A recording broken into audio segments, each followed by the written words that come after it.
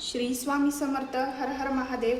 आज आपण बघणार आहोत तुमचा आजचा दिवस कसा जाणार आहे आणि तुम्हाला स्वामी समर्थ काय संदेश देत आहे, काय गायडन्स त्यांची येत आहे तुम्हाला आजच्या दिवसासाठी, ते पण आपण बघणार आहोत.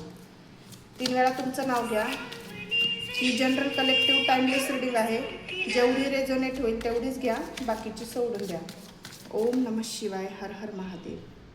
ओम नमः शिवाय. हर हर महादेव. श्री स्वामी समर्थ. ही जनरल रीडिंग असते. भरपूर जणांना वाटतं की ही पर्सनल रीडिंग आहे. पर्सनल रीडिंग पेड असते, त्याच्यासाठी तुम्ही मला मेसेज करू शकताय. ओम नमः शिवाय. हर हर महादेव. ओम नमः शिवाय. हर हर महादेव.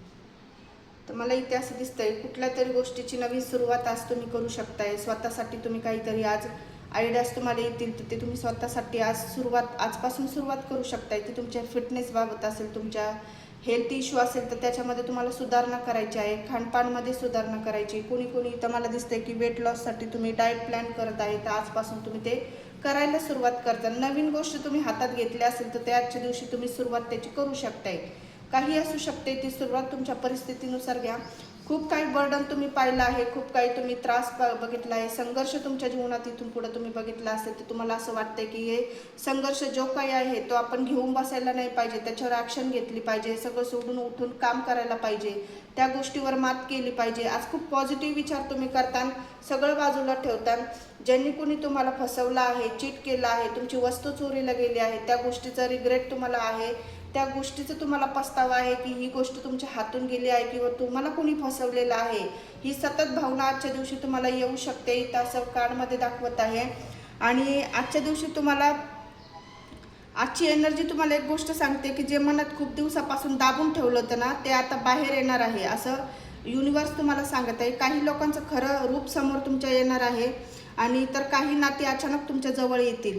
आज युनिवर्स तुम्हाला असं सतत साईन देईल की पुन्हा एकदा एखादं नाव दिसणं, जुनी आठवण येणं किंवा अचानक कुणाचा मेसेज कॉल येणं, हे सगळं काही कारणाशिवाय नाही आहे असं युनिवर्स तुम्हाला सांगते.